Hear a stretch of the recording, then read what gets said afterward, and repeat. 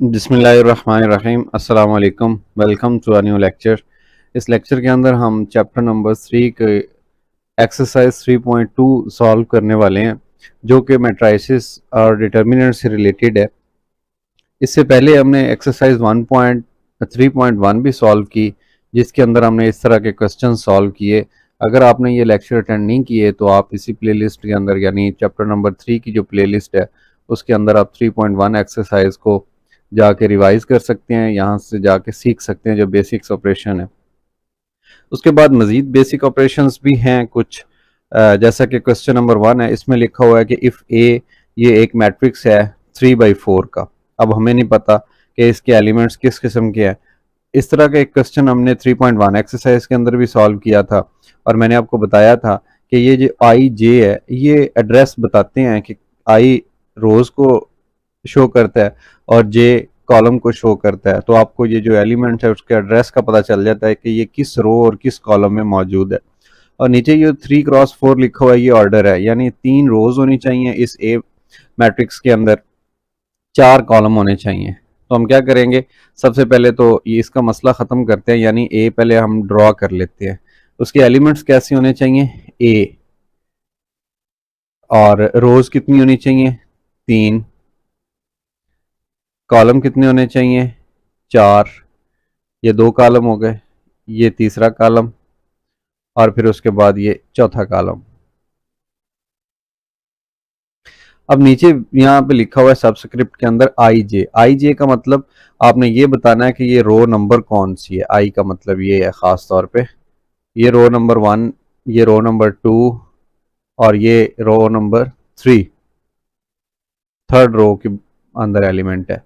फिर साथ में लिखा हुआ है जे का मतलब है आपने कॉलम बताना है। ये पहला कॉलम है, ये ऐसे, ये दूसरा कॉलम है, ये तीसरा कॉलम है, ये चौथा कॉलम है। ठीक है, तो ये एक मैट्रिक्स बन गया जिसके एलिमेंट्स जो हैं वो अल्फ़ाबेट्स लिखे हुए हैं, स्मॉल अल्फ़ाबेट्स। मैट्रिक्स ये है, ऑर्डर इसका है जी 3/4, 3 रोज और 4 कॉलम, 2 पार्ट्स हैं। और साथ में एक बात लिखी हुई है, I3 पार्ट नंबर 1 के अंदर और I4 पार्ट नंबर 4 के अंदर। करना क्या है, कहता है कि अगर ये मैट्रिक्स हो then show that left hand side of this is equal to right hand side and left hand side of this is equal to right hand side. यानी ये बताना हमें ये चाह रहा है कि जितने मर्जी ऑर्डर का आइडेंटिटी मैट्रिक्स हो, उसको जब आप किसी भी मैट्रिक्स से मल्टीप्लाई करेंगे तो उस मैट्रिक्स पे फ़र्क नहीं पड़ेगा। ये आइडेंटिटी की जो डेफिनेशन है ये आप रियल नंबर्स के अंदर भी जानते हैं, वहाँ पे आइडेंटिटी होती है 1 मल्टीप्लिकेटिव।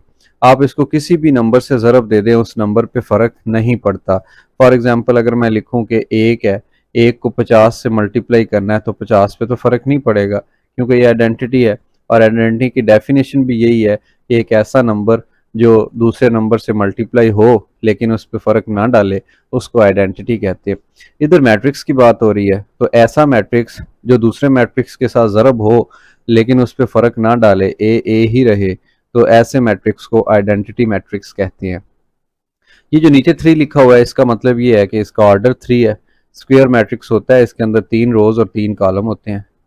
इसी तरह इधर आ जाइए, कहता है कि बेशक आप राइट साइड से मल्टीप्लाई कर दें या लेफ्ट साइड से मल्टीप्लाई करें, तो जो आइडेंटिटी मैट्रिक्स होता है वो ओरिजिनल मैट्रिक्स के ऊपर फ़र्क नहीं डालता जब ज़रब करते हैं। ठीक है, बहुत ही आसान सा कंसेप्ट है। अब हम इसको सॉल्व करते हैं। पहला पार्ट है, ये मैं आपको स्लो मोशन में यानी नॉर्मल वे में करा दूंगा, ये भी मैं सॉल्व कर दूंगा लेकिन ये थोड़ा स्पीड के साथ आपको नज़र आएगा। इसकी लेफ्ट हैंड साइड देख लीजिए, लेफ्ट हैंड साइड लिखा हुआ है, लेफ्ट हैंड साइड I3A। तो I3 का मतलब एक ऐसा आइडेंटिटी मैट्रिक्स जिसके अंदर 3 रोज हैं, तो ये इस तरह का होता है, ऐसे, ये मैट्रिक्स, इसको I3 बोलते हैं, कि जिसके अंदर 3 रोज हैं और 3 ही कॉलम्स हैं, और साथ मल्टीप्लाई किसके हो रहा है, मैट्रिक्स ए के। ए कौन सा है, अब ए ये वाला है, A11, A12, A13 and A14। फिर है जी A21,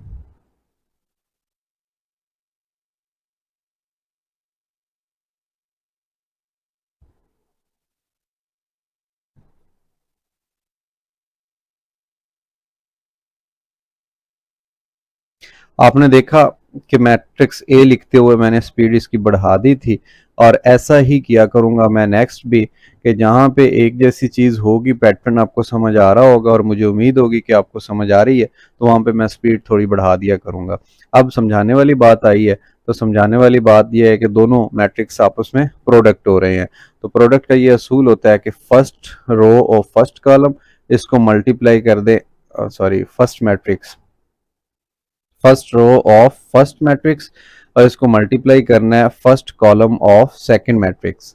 तो ये कैसे इसकी प्रोडक्ट होगी, पहला एलिमेंट पहले के साथ यानी A1 × 1, तो ये A11 आ गया। फिर ये ज़ीरो दूसरे के साथ मल्टीप्लाई होगा तो ये ज़ीरो हो जाएगा, तीसरा तीसरे के साथ मल्टीप्लाई होगा तो ये ज़ीरो हो जाएगा। फिर इसी तरह से ये फर्स्ट रो सेकंड कॉलम से मल्टीप्लाई करनी है, तो इधर भी सेकंड कॉलम में आ जाइए, A12, ये जब 1 से मल्टीप्लाई हुआ तो A12 आ गया, ये ज़ीरो इससे मल्टीप्लाई होगा तो ज़ीरो बना देगा, और फिर ये तीसरा तीसरे के साथ ज़रब होगा तो ज़ीरो। फिर उसके बाद आ जाइए जी थर्ड कॉलम के अंदर, पहला एलिमेंट पहले के साथ मल्टीप्लाई होगा A13, दूसरा दूसरे के साथ और तीसरा तीसरे के साथ। सिमिलरली फोर्थ कॉलम में आ जाइए, रो वही चल रही है अभी, पहला एलिमेंट पहले के साथ मल्टीप्लाई हो गया और दूसरा दूसरे के साथ, तीसरा तीसरे के साथ, जिसने ज़ीरो बना दिया। अब इसके बाद दूसरी जो प्रोडक्ट है आपको थोड़ी स्पीड में नज़र आएगी।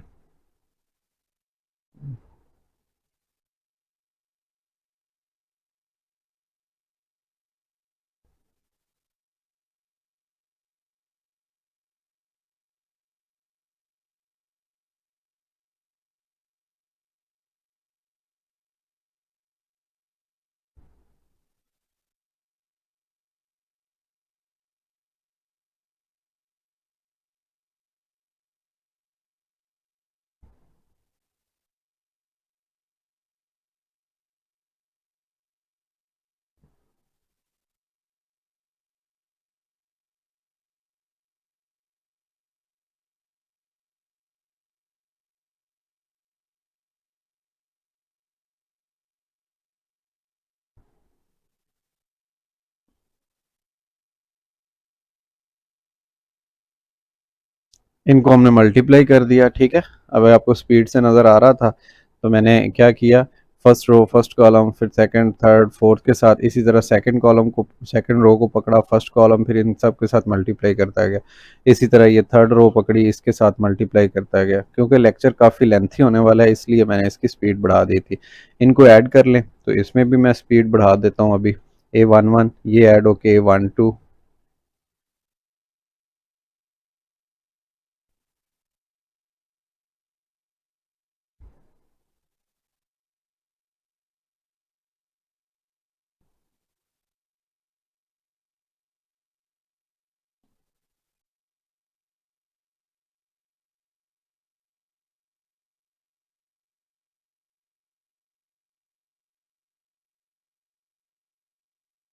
तो आपने देखा कि इन सब को सम अप किया तो ये वाला मैट्रिक्स बन गया, और ये लेफ्ट हैंड साइड का आंसर आ गया। अगर हम राइट हैंड साइड की बात करें, तो राइट हैंड साइड क्या है, सिर्फ ए मैट्रिक्स है। तो मैं यहाँ पे लिख देता हूँ right hand side, this is a matrix. A की वैल्यू पुट करेंगे तो वो आपके सामने ऊपर नज़र आ रही है आपको, वहीं से मैं यहाँ कॉपी कर देता हूँ।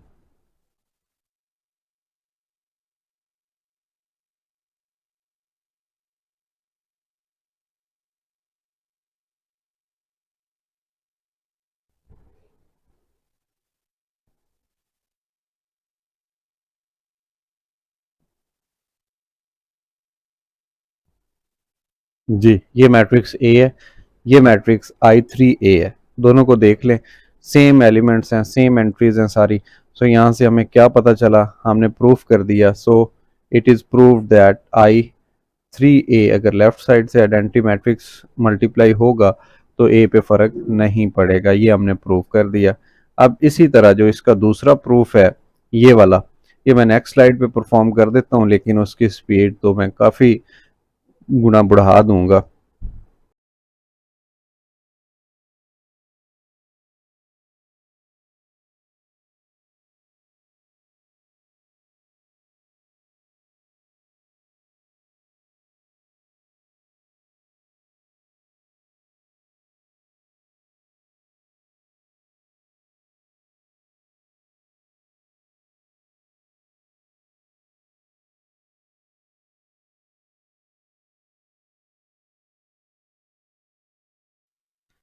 क्वेश्चन नंबर 1 के बाद क्वेश्चन नंबर 2 है, इसमें लिखा है find the inverse of the following matrices.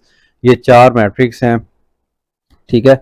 चारों मैट्रिसेस का इनवर्स फाइंड करना है और देख लें कि ये एक रो, दूसरी रो, एक कॉलम, दूसरा कॉलम, तो इसका आर्डर है 2/2, इसका आर्डर भी 2/2 है, इस मैट्रिक्स का आर्डर भी 2/2 है, इसका मैट्रिक्स का आर्डर भी 2/2 है। तो पता चला कि ये स्क्वायर मैट्रिसेस हैं और स्क्वायर जो मैट्रिक्स होता है उसका हमने इनवर्स मालूम करना सीखा हुआ है।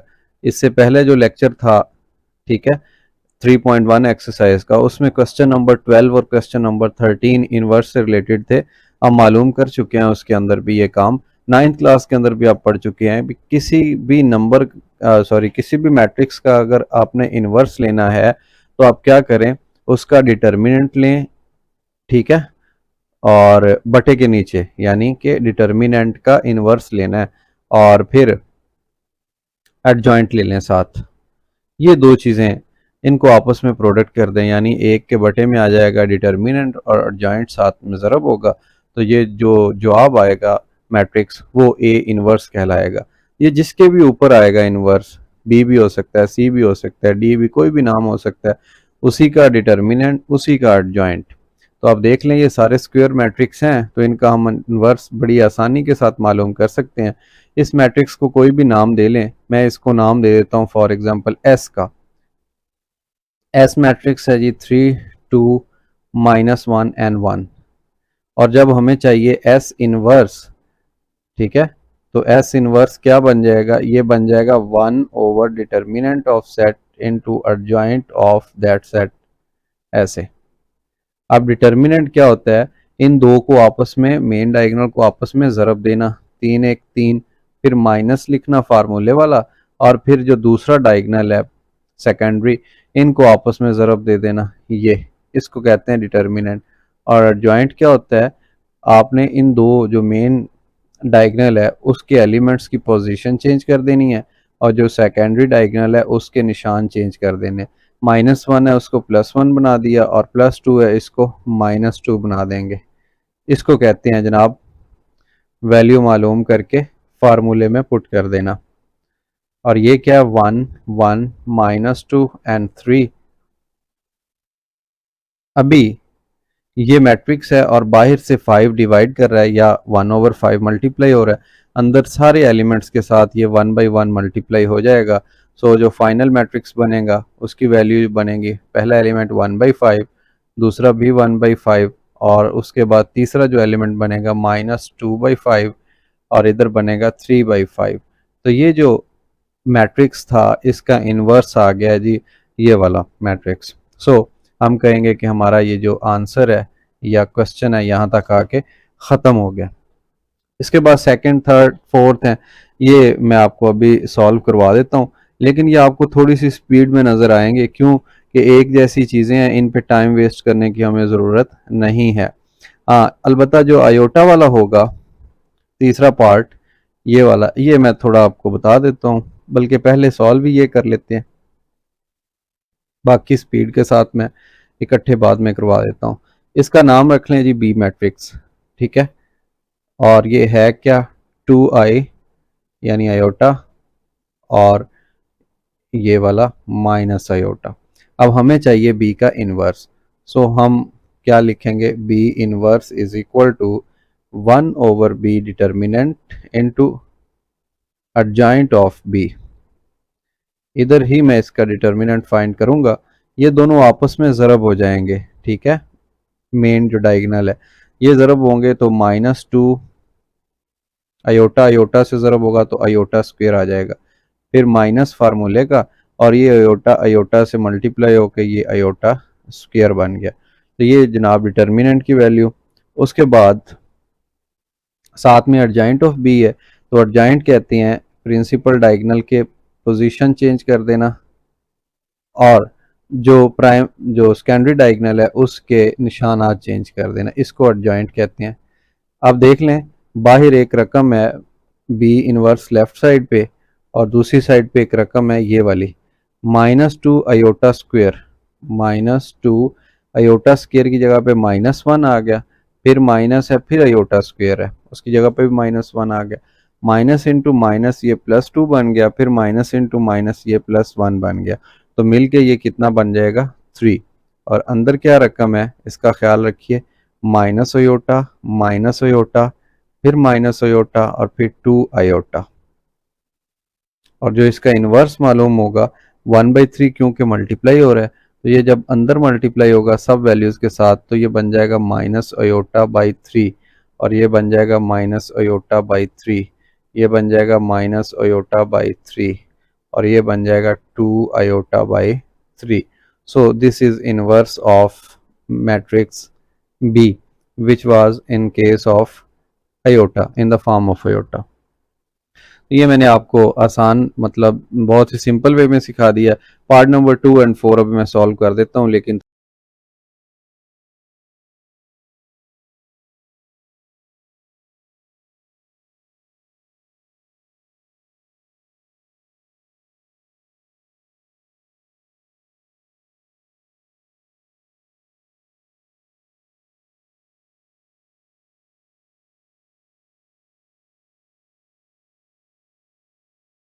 जी, क्वेश्चन नंबर 2 भी हमारा कंप्लीट हो गया। पार्ट नंबर जो सेकंड था और फोर्थ आपको स्पीड में नजर आया, इसका डिटर्मिनेंट 0 आ गया। सो ये एक वो बन गया था सिंगुलर मैट्रिक्स। सिंगुलर मैट्रिक्स होने की वजह से इसका इन्वर्स मुमकिन नहीं है, लिहाजा हमने साथ में लिख दिया कि इम्पॉसिबल है। क्वेश्चन नंबर 3 में आ जाइए। बहुत इंटरेस्टिंग क्वेश्चन जो कि आपने 9th क्लास के अंदर भी पढ़ा, सॉल्यूशन ऑफ लीनियर इक्वेशंस। तो उधर आपने एक चीज़ पढ़ी थी, ऐसे लिखा हुआ था 2x minus 3y equal to 5, और फिर लिखा हुआ था 5x plus Y equal to 4। लेकिन अब क्या हुआ कि पहला जो वेरिएबल है उसको x1 कह दिया, दूसरे वेरिएबल को x2 कह दिया, अब y की बजाय x2 आ गया। बाकी क्वेश्चन सारा बिल्कुल वही है, और ऊपर हमें कहा क्या गया, solve the following system of linear equation. Linear equations को सॉल्व करने के दो तरीके होते हैं, एक को कहते हैं मैट्रिक्स इन्वर्जन मेथड,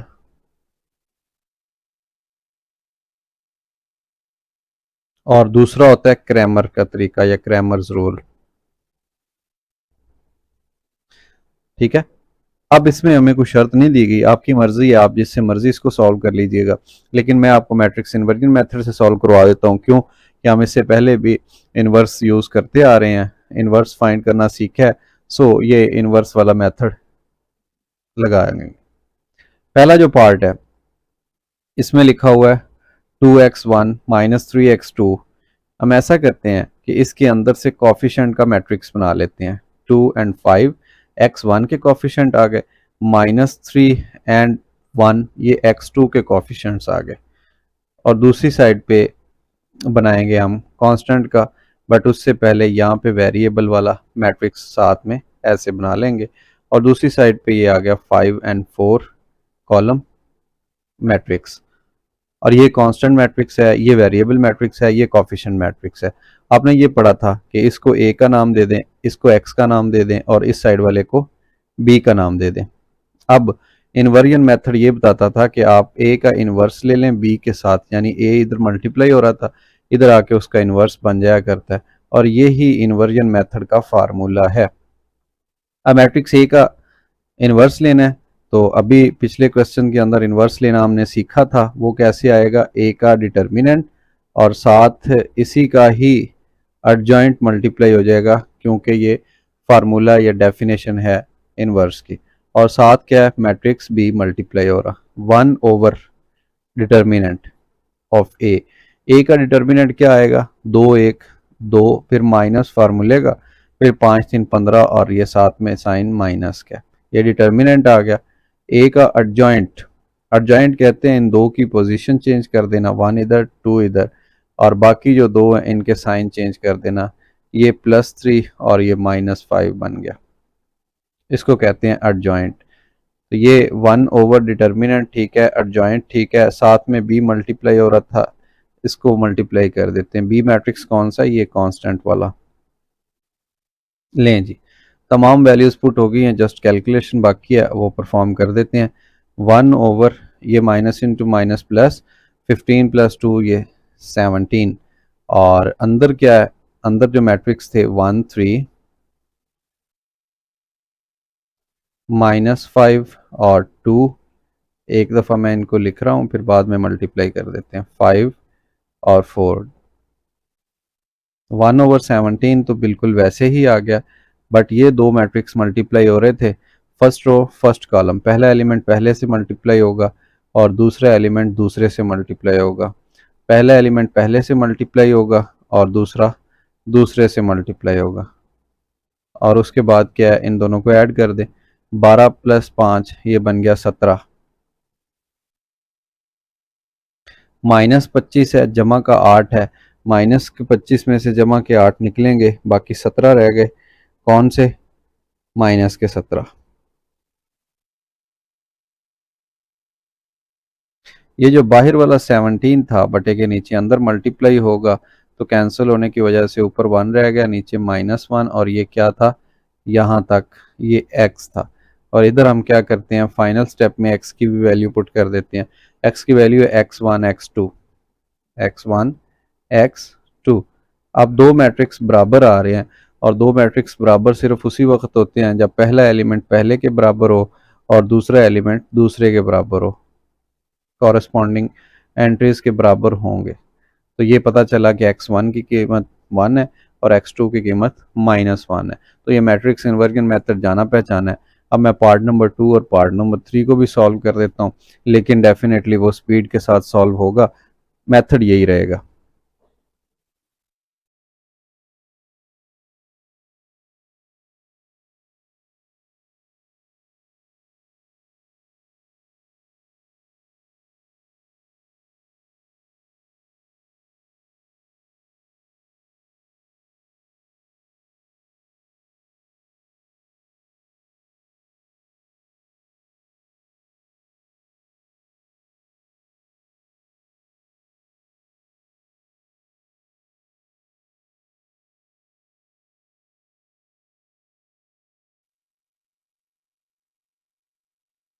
आप देख रहे हैं कि मैंने स्पीड के साथ ये सॉल्व कर दिए। इसके पार्ट्स, दो पार्ट्स के अंदर x1 और x2 था। पार्ट नंबर 3 के अंदर x1 मतलब x के साथ y आ गया, तो हमने x का और y जो वेरिएबल मैट्रिक्स था वो बना लिया। और इसको सॉल्व करने के बाद हमें फाइनल जाके पता चला कि जो x की वैल्यू है दैट इज़ 2 और जो y की वैल्यू है दैट इज़ 1। कैसे पता चला, ये आपके सामने सोल्यूशन है, और ये बिल्कुल वैसी है जैसा इससे पहले आप मैंने पार्ट नंबर ये 1 समझाया था, बिल्कुल वैसा ही है। ठीक है। अगर आपको किसी किस्म की प्रॉब्लम हो तो आप मेरे साथ कांटेक्ट कर सकते हैं। फिर भी आज का जो हमारा लेक्चर है उसका आखिरी क्वेश्चन, क्वेश्चन नंबर 4, ये भी एक जैसे ही पार्ट है, इनमें सब्ट्रैक्शन है मैट्रिसेस की। इनमें मैं आपको एक पार्ट सॉल्व करवा देता हूँ, बाकी पार्ट आप खुद से सॉल्व कर लीजिएगा, क्योंकि इस पे टाइम वेस्ट करना मेरा नहीं ख्याल कि मुनासिब है। इसमें मैं पार्ट नंबर 3 आपको सॉल्व करवा देता हूँ। कैसे? इसमें लिखा हुआ है a minus B minus C, just subtraction है मैट्रिसेस की और कुछ भी नहीं है। ये ब्रैकेट मैंने यूज़ की, उसके बाद पहले मैट्रिक्स ए है तो ए की वैल्यू पुट कर देते हैं। ठीक है, ये क्या 1 3 -1, फिर है जी -1। मुझे वेरीफाई कर लेने दीजिए, यहाँ पे ना वैल्यू आगे पीछे हो गई है, जो मुझे फील हो रहा है। 1 3 -1, उसके बाद है -1 2, हाँ ये 2 है, और ये 0, ये निशान इसके साथ नहीं है। फिर है 2 5 4, उसके बाद माइनस है, और फिर मैट्रिक्स बी है, ये बी है 2 1 -1, ये भी मैं वेरीफाई कर लूँ। फिर 1 3 एंड 2 है जी, ये भी ठीक है। फिर -1 4 1,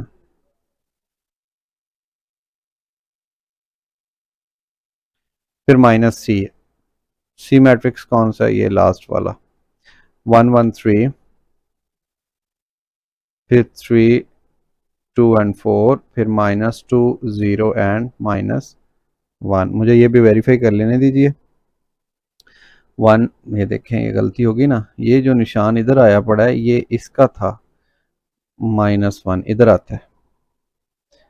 3 to 4 -2 0 एंड -1 जी।